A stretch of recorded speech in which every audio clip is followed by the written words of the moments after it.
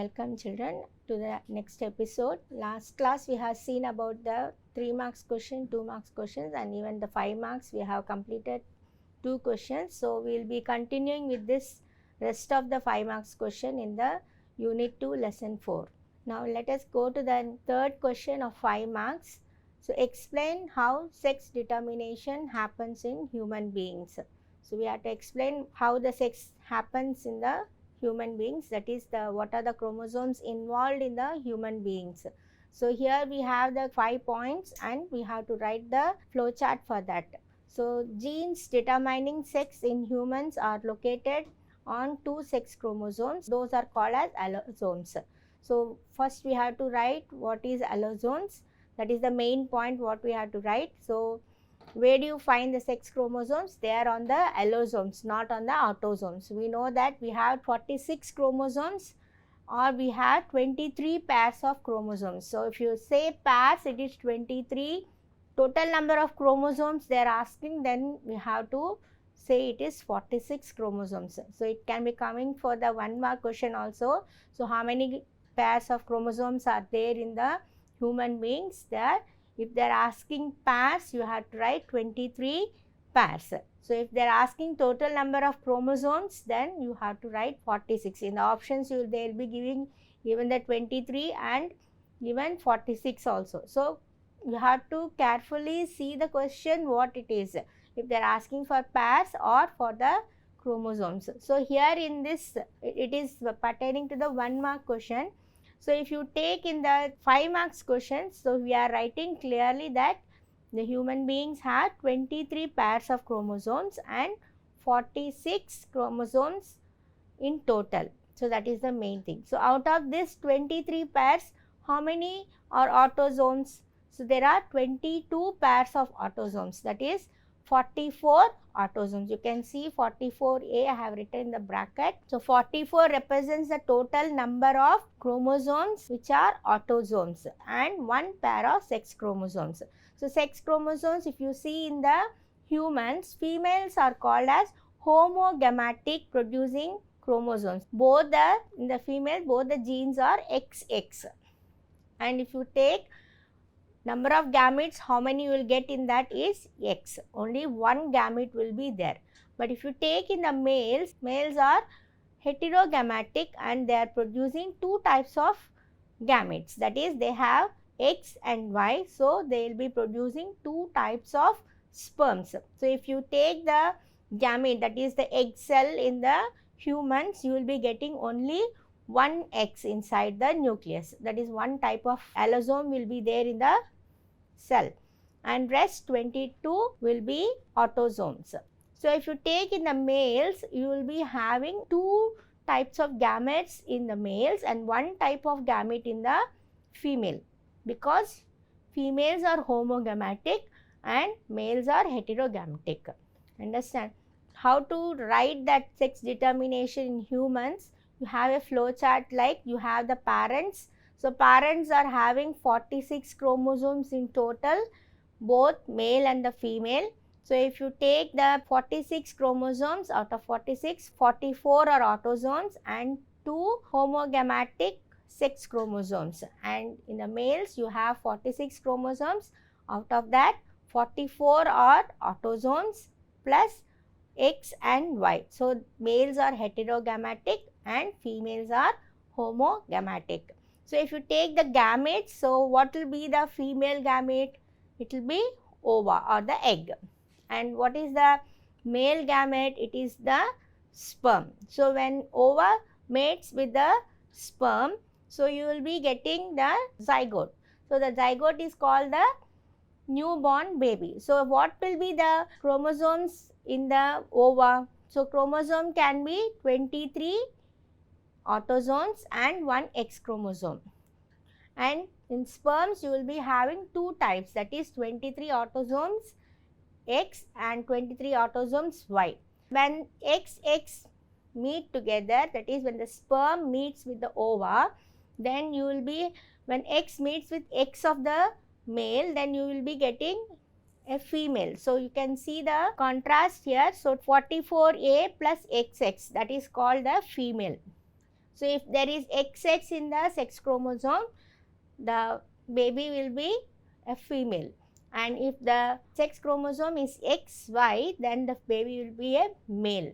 We have a chances or probability of 2 female and 2 male to be produced during mating season. So that is the sex determination in human beings. So parents will be having 46 chromosomes, both each together, and after the 46 you have 44 autosomes and 1 XX in the females, so they are called as homogametic, and in males you have 44 autosomes and they will be having XY sex chromosomes in the males, so they are called as heterogametic. Hetero means different, homo means similar. So what is the ova? Will be having the gametes, so 23 autosomes plus X and 23 autosomes plus X.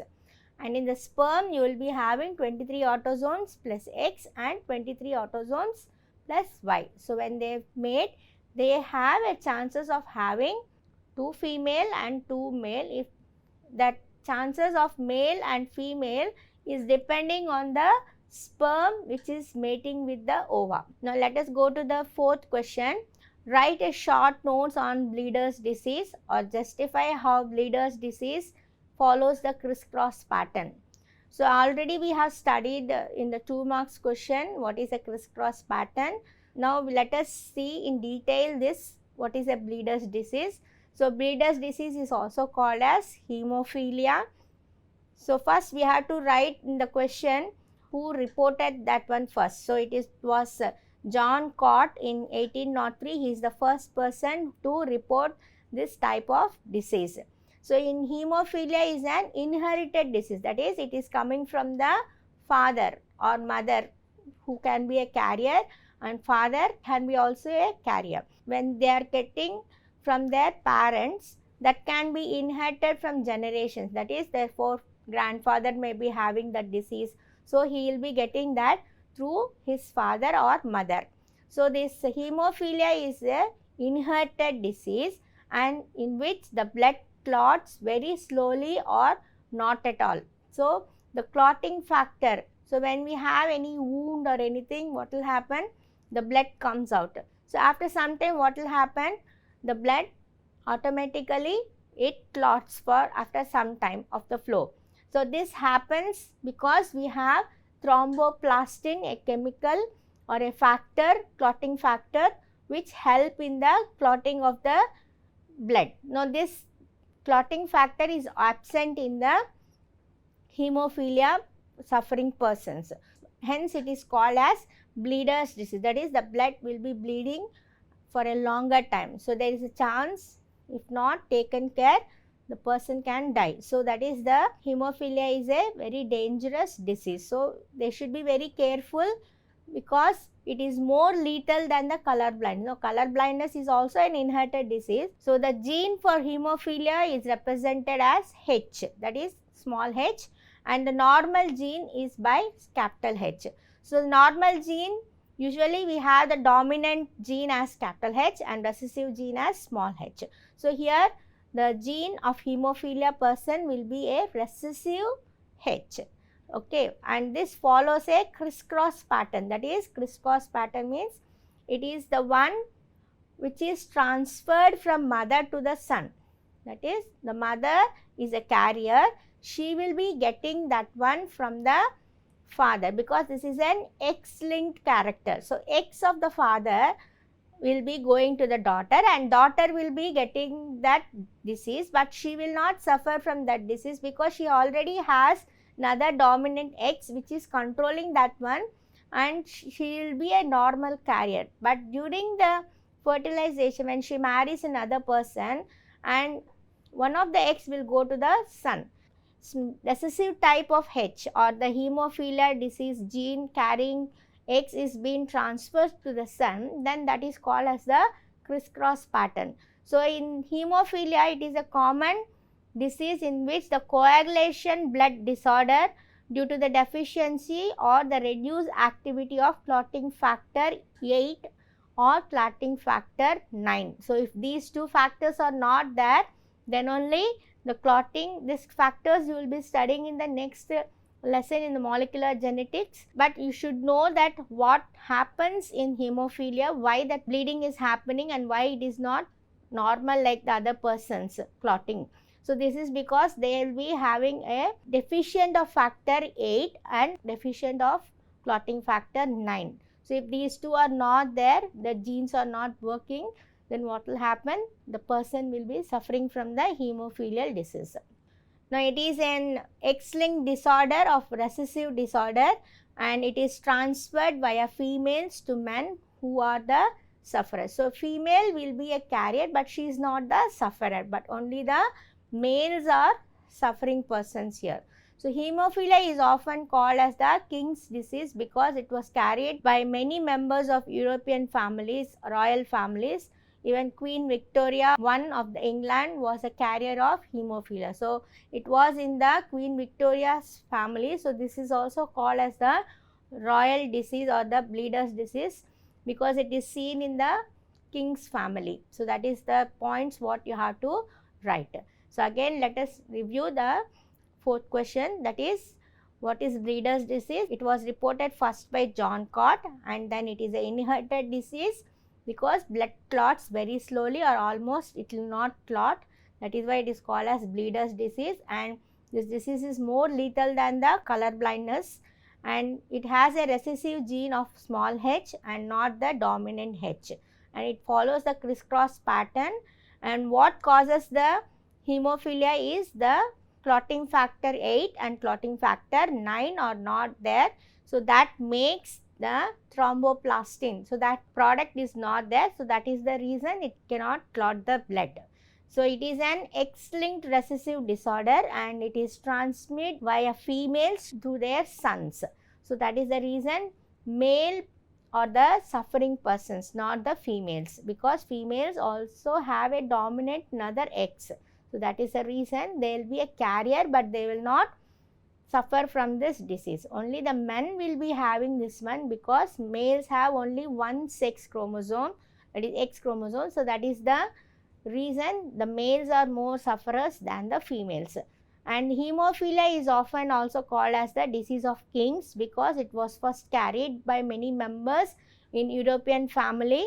So Queen Victoria was one of the sufferers, she was the carrier, and it was passed on to her family to the next generation. Now next, let's go to the next fifth question. Determine the genetic control of Rh factor and can be done. What is Rh factor? The rhesus factor, that is which determines the positive and negative of the blood group. So we have the image here. So if you take the genetic control of Rh factor, it is also called as the nomenclature. So here the Rh factor was proposed by two people, that is the Fisher-Race hypothesis and Wiener hypothesis. Here we have the diagram here. So Fisher and Race hypothesis is a simple diagram, you can write it down because it is a 5 marks question. So you have to write the diagrams also if they are present. So diagram carries the marks, so you have to represent this. So you have the diagram for your Fisher and Race hypothesis in the textbook as a box, but I have shown simply like a line with 3 dots here. So we have 3 genes located on a chromosome in different locus on the chromosome, but they are very near. See here I have shown it a little bit different because to make it understand, but if you actually see in the chromosome, they are very closely linked genes. So they are of 3 genes what we have, that is we have 2 homologous pairs of the genes, that is the first gene is the D or small d. So D is the dominant antigen, it produces D antigen, and capital C or small c, they will be producing C antigen, and E will be producing E antigen.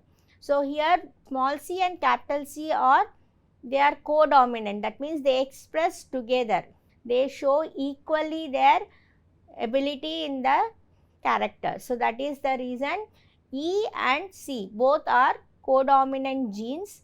So whether they are present in the chromosome when the genotype, what will happen, they will be equally expressed, like a dominant C only, even small c also will be expressing its gene.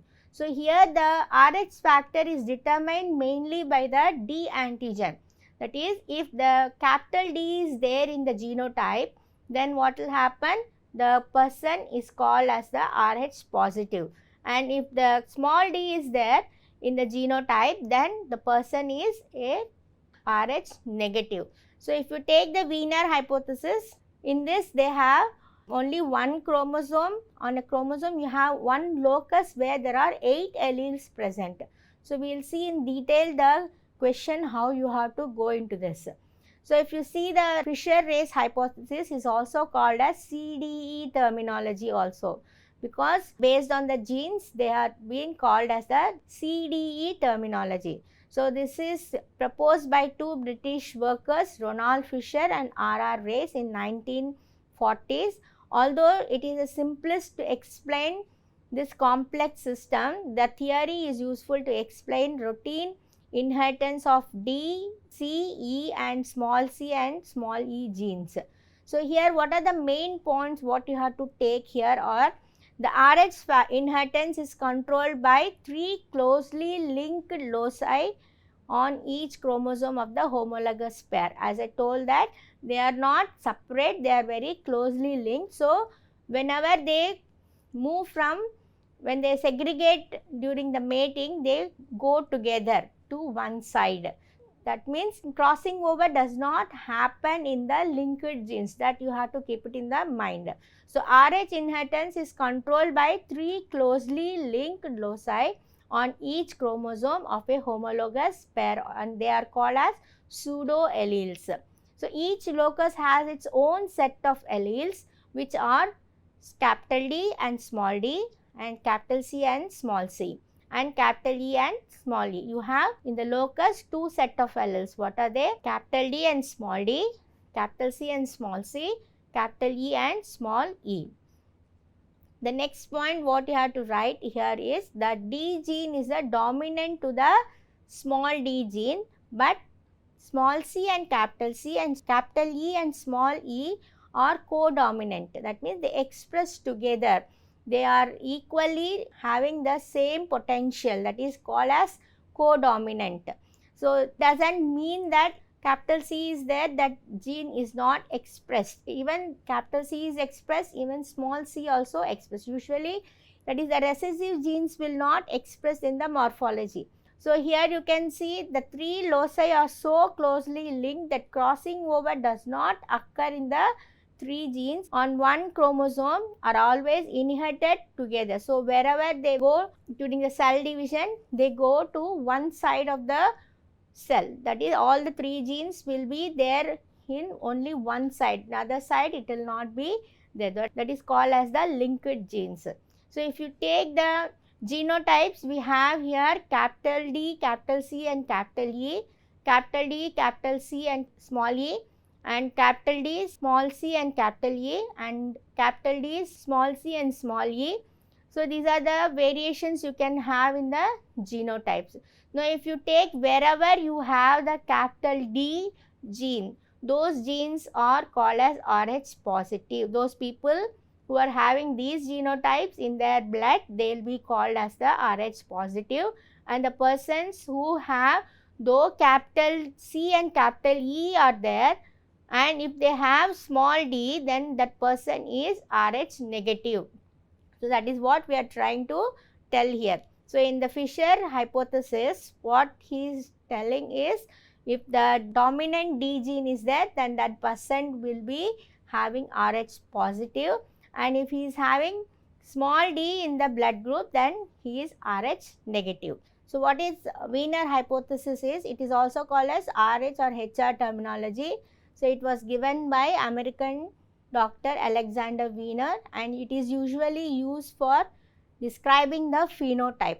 So here what he says is, the Rh gene occurs at one Rh locus and it is having 8 multiple alleles there. So the 2 loci, that is the homologous or heterozygous, they can be.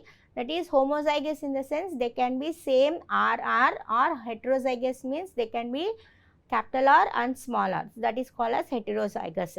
The 8 major alleles here are capital RO, capital R1, capital R2, RZ, and R dash, and R double dash, and RY. So these are the 8 alleles he has. So you have to remember this one and properly and write. So all genotypes who are having the dominant R allele, the phenotype will be Rh positive, and the double recessive genotype, that is if they are having RR, R dash, or R double dash, or RY, so that persons will be having a phenotype of Rh negative.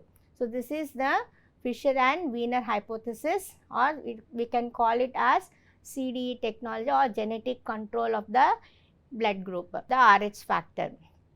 Now let us go to the next question. Question number 6. You have 2 parts here. So why is an Rh compatibility so dangerous when ABO incompatibility is not during pregnancy? So here Rh incompatibility means if a person is having Rh positive or Rh negative, what will happen and how that can be prevented, we are going to see in this question. So if the incompatibility of Rh groups between fetus and the mother and not the ABO group. So here whatever may be the group, that is A group or B group or O group, whatever it be, but the incompatibility of the Rh group depends on the positive and negative. So if the child inherits the Rh positive trait from the father, and if the mother is Rh negative, then in the first pregnancy it will not be a complication. But when it comes for the second pregnancy or during second pregnancy, what will happen? The mother will be producing some antibodies, and that may enter into the placenta, and then that will cause the fetalysis or the breakdown of the erythrocytes of the fetus. So that is why it is called as erythroblastosis fetalis or Rh incompatibility. Both are same only here. So the production of Rh antibodies will be happening. So Rh incompatibility reaction occurs during the second pregnancy. So that is why this is very important. So how can we prevent that one? So by injecting a single dose of Rh antibodies, that is anti-D, capital D, to the mother soon after the delivery, or by exchange transfusion replacement of baby's Rh positive blood by Rh negative blood. Now let us go to the 7th question. Enumerate the changes that occur at the gene level causing the disease thalassemia and Huntington's chorea. So here we know that it is an autosomal recessive disorder. So it is caused in the autosomes, not in the sex chromosomes. So gene mutation causes in excessive destruction of RBCs due to the abnormal hemoglobin molecules. So normal hemoglobin, we have 2 alpha chains and 2 beta globin chains, and based on the chain of hemoglobin it is affecting, we have 2 types, alpha thalassemia and beta thalassemia. So what is alpha thalassemia? It is controlled by 2 closely linked genes called HBA1 and HBA2 on chromosome number 16. So this is also a 1-mark question. So and mutation of 1 or more 4 alpha genes is alleles causes the disease. So what will happen if any mutation happens in this alpha genes, the alpha thalassemia can be formed. So in beta thalassemia, it is also caused due to non-production of beta globin chains. So it is controlled by a single gene, that is HBB on chromosome number 11. So this is the most common type of thalassemia, and it is also called as Cooley's anemia. This point you have to write. And 4th point is, in this disorder the alpha chain production is increased and it damages the membranes of the RBCs. So what will happen when beta globulins are not produced, then alpha will be more, so that in turn will cause the damage to the RBC membranes. Then let us go to the Huntington's chorea. So it is an inherited, it is also an inherited autosomal dominant lethal gene. So that is a recessive, but this is a dominant lethal gene, and it is characterized by involuntary jerking of the body and progressive degeneration of nervous system. So slowly the nerves will not properly send the signals to the body, so that is the reason there is a jerk in the body, and gradual mental and physical deterioration can happen in that person. Why?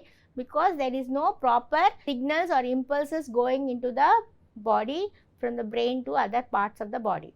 So the person who is suffering from this disease, he can die at the age of 35 to 40 years only. Right. Next, let us go to the 8th question. Is phenylketonuria related to albinism? Give reasons. So yes, both are caused due to the autosomal recessive genes. Phenylketonuria is on chromosome 12 and albinism is on chromosome number 11. So phenylketonuria, it lacks phenyl hydroxylase enzyme, and albinism lacks tyrosinase enzyme. You can see the reaction here in the slide, and both these diseases lack melanin pigment in the hair and skin. Now let us go to the last question. So explain the genetic basis of ABO blood groups. So if you see, the ABO blood group is discovered by Landstedt. You have to write that one first. And the AB group was discovered by his students Von D. Cassel and Struley. And the ABO system is characterized by the presence of absence of the antigens on the surface of the red blood cells. And ABO type is inherited as a autosomal co-dominant fashion. This point you have to write. And ABO locus is located on chromosome number 9. So what are the ABO genetic things? First you have to write the scientist name, who has invented that one, and ABO group is found out by his students, and how we determine that one, it is based on the antigens. And ABO blood group is an inherited autosomal co-dominant fashion, and the ABO locus is present on the chromosome number 9. So this is the points what you have to write, and after that you have to write the gene controlling ABO blood group type is I, and the alleles are designated as IA, IB and IO. So small I is recessive one. So you can see this tabular column is there in your textbook. You have to by heart this one, and you have to write in the examination. So this can be for even 1 mark or 2 marks also they will be asking. So you should be able to write that questions. Understand? So I hope you can understand and read the questions and note the points what is there in the PPT or the screen what you have seen. You can by heart that one and you can read it, and it is very easy lesson. So you can get more marks in this lesson. Thank you.